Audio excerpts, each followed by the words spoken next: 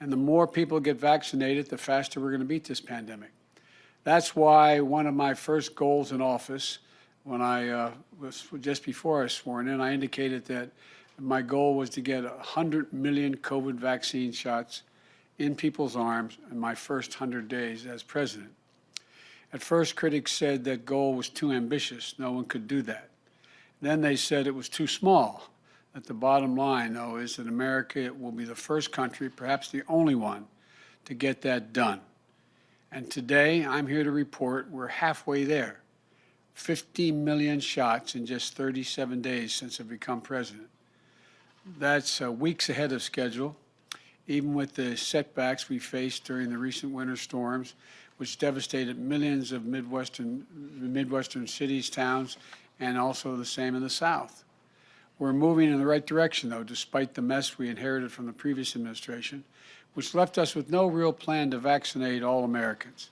And every time we administer another 50 million shots, I'm going to use that milestone to report to the American people on our vaccination program and on our overall fight against this pandemic. The good and the bad, I'll tell you, the success and the failures. And here's the deal. Here's the deal. The story of this vaccination campaign is like the story of everything hard and new America does. Some confusion and setbacks at the start, and then if we do the right things, we have the right plan to get things moving. That's what we're seeing right now. The weeks before I became president, the previous administration saw 6 million shots administered last week. This coming week, we will administer over 12 million shots, double the pace, in just 6 weeks that we've been in office. Other milestones. We've increased vaccination distribution to states by 70%. Nearly 60% of people over the age of 75 have now received at least one shot. It was 14% 6 weeks ago.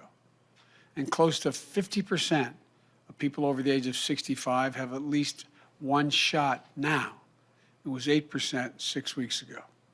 It's important because people over 65 account for 80% of all the COVID deaths. Additionally, about 75% of the people who live in long-term facilities have gotten their first shot, and those cases are at the lowest level since reporting began in May. Here's how we've been doing it. It starts with increasing the supply. My team has worked very hard with vaccine manufacturers, Pfizer and Moderna, to ensure we have enough supply for all adult Americans by the end of July.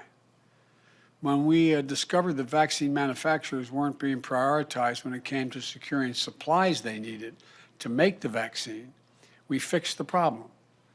I used the Defense Production Act to speed up the supply chain for key equipment, which has already helped increase vaccine production.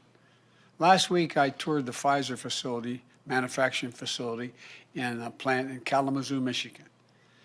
It's incredible, the precision, the safety, the pride, and the sense of purpose everyone involved in that process and project has.